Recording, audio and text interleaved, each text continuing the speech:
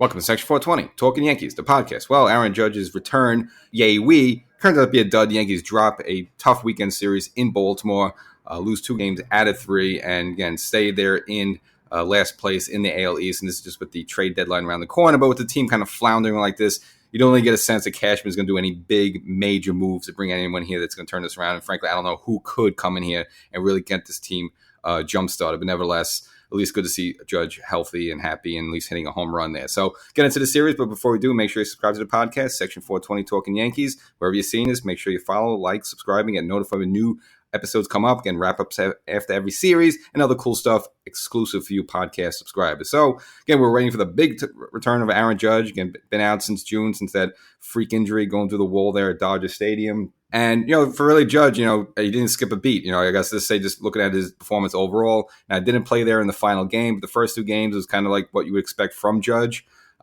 Took his walks in the first game, great. And then the second game, get right back on the horse, hitting a mammoth 442-foot home run. So go to that front. And also, I was a little surprised too seeing Judge play the outfield. I just thought he would pretty much, at least, for the first couple of games, strictly be a DH. But no, Boone threw him right out there. So those are the good things.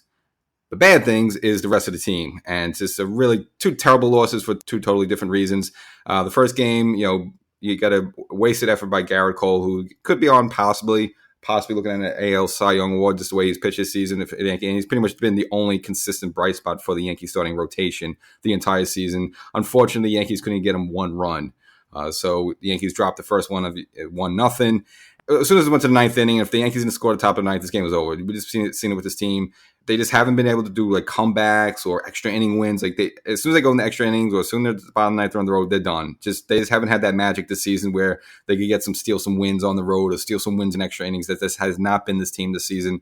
It's kind of bizarre. They were kind of doing that last year. They got a lot of wins like that last year and the year before. But this season, again, if they don't have the lead by the 9th, they're done. That's it. So as soon as this game went to the bottom of the 9th, you knew they would finish, and then Anthony Santander with a walk-off home run off of Tommy Kahnle. And I'm not really going to blame Kahnle. Again, it was a decent pitch. It was this good piece hitting by Santander, who just earlier in that inning made a great diving catch there to stop a Yankee rally of them even taking the lead there. So Santander hurting the Yankees on both sides there with the glove, and then finally with the bat, and the Yankees dropping the first game 1-0. Again, can't score 1 measly run against Grayson Rodriguez, who came in with an ERA over 6. A guy over 6 they can't even score a run on. So just bad. I mean, and even with Judge in there, didn't seem to do much. Again, Judge took you guy who walked 3 times. So hey, look, he did his part. It's just the rest of his lineup. That's pretty much the problem. Now the second game, great. The Yankees did bounce back. Got an early home run by Giancarlo Stanton, and then the Yankees offense overall. Again, I mentioned Judge also chipped in a home run and got a good, not flawless, but a good gritty performance from Clark Schmidt. Just to keep the Orioles down a little bit, and the Yankees take the second one 8-3, which then brings it to the second troubling loss on this weekend series was the final game because Severino, who has bounced back a little bit, but absolutely just got his doors blown off in the first inning. Just gives up 7 runs, and this game is over in the first inning. The Yankees are behind 7-1, and they eventually go on to lose 9-3. Now the starter Borman, who the Yankees, they put some runners on. They chased him out of there, after the 4th inning. So the Yankee offense. Again, if they could at least got a comparable start from Luis Severino, could have stolen this final game. But again, when you give up 7 runs in the first inning there, it's pretty much done. And I don't know what to say with him. And I've heard some fans say take him out of the rotation. I just don't see them doing that just yet. He's been a little bit more miserable than not miserable, the past month ago or so. But he still has a resume with the Yankees. He's had a lot of success with the Yankees as a starter as well as in the postseason. I just can't see him quite yet yanking him out. What are you going to do with him? He's not going to be a closer. I mean, yeah, I know he has, the Yankees have used him in the past when he's, kind of coming off rehab and come back from injuries. They have, in the past, have used him out of the bullpen. He can do it. He can handle it. But the value of his arm that he can go 5-6 innings and give you a performance like he did against the Angels, where the Yankees only gave him hardly any run support at all. He has the capability of doing that, shutting a team down for 5-6 innings. So I just hate to give that up. So I'm still not on the boat yet of getting rid of Severino, kick him out of the rotation. The problem is, again, it's the offense. The offense is the problem the first game. Okay, they woke up a little bit in the second game. Great, wowee. But again, third game. I mean, I know it hurts when Severino kind of just gets blown out in the first inning there, but still, they just scratched across 3 runs. But how about the Yankees, put up a fight? Maybe put up a 5-6 spot, get back in the game, and maybe steal this one, on Sunday Night Baseball there. But no, that's not the case. And the Yankees go out, lose 2 out of 3. And clearly you can see that Baltimore is just right now, they're just the better team right now. So what are you going to say? And this is going to be a tough stretch for the Yankees now. They got Tampa Bay for a couple games at home, also going up against the Houston Astros, who I know it's not the same Astro team, but still, they're always tough on the Yankees. So this next week or so is going to make or break this Yankee team. And that's why I just don't see, just the way this team's been floundering a little bit, I don't see Cashman making any huge moves.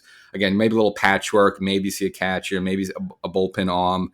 That's about it. I don't know what play could come in here and just turn everything around for everybody, because you can't get rid of the whole team. You're still going to have these guys, and it's just the same old story. The station to station, very little athleticism. And even look at that third game there. I know they sat Judge down. I mean, you had a lineup that featured Greg Allen, Bowers, and Higgy, and it's like, you look at that, I mean, just look at the lineup, like half the team's not even like a major league roster. I know, yes, Bowers hit a home run in the third game there, but in the first game, like, he's got like these role players like McKinney in there. There's too many of these guys. And then you got old vets like, DJ, who just kind of looks, really looking terrible.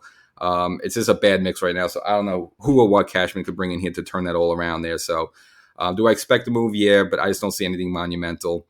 And the only thing, maybe another good takeaway, maybe from the weekend, other than seeing Judge back healthy, Rob Marinaccio, at least, him and Abreu stopped the bleeding there in that final game, and Marinaccio needed that. I mean, he's been getting clocked around lately. Good to see him go out there, at least, pitch effectively. So you could take that one way, wowee. But again, not a good weekend for the Yankees. And, let's go back to the first game for a moment there. Again, I don't blame Baltimore. I don't care. I really don't think it made a difference. But the first game, was delayed due to rain.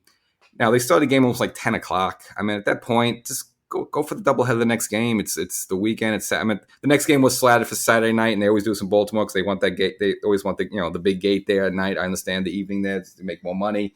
So if that's the case, you could have done maybe a 1 o'clock, 7 o'clock game. You could have done a 4 o'clock, 7 o'clock game.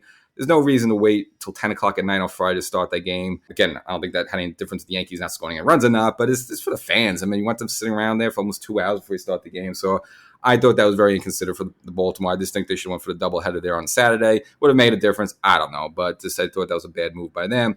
And of course, obviously, Yankees, Red Sox, that's kind of all done because both those teams are in the basement. So I understand Sunday Night Baseball. You want to spice things up a bit. The AL East rival, the Yankees and Baltimore. It goes cool. It goes interesting. But unfortunately, the Yankees decided not to show up, and Severino's got clawed stuff. So, you're trying to feature this great, AL East battle. Hey, it's the new Orioles versus the Yankees, and now it's a new rivalry in AL East. But of course, that was an absolute dud for the ESPN viewers there. So Yankees go out quietly. Now, the trade deadline's Tuesday. I mean, there have been some big names moved already. Probably the big one across town is Matt Scherzer going to the Texas Rangers. It's kind of interesting just with DeGrom. He kind of goes to Texas, and he has kind of Scherzer a little bit, shadowing him, because Scherzer and DeGrom a little bit spent that last year together in the Mets uniform. And now Scherzer goes over there. And the Rangers, hey, look, the Rangers are going all in. They also traded with the Cardinals to get Jordan Montgomery, so they're going for it. And you got to respect the Angels. First, to make the announcement that they're keeping Ohtani.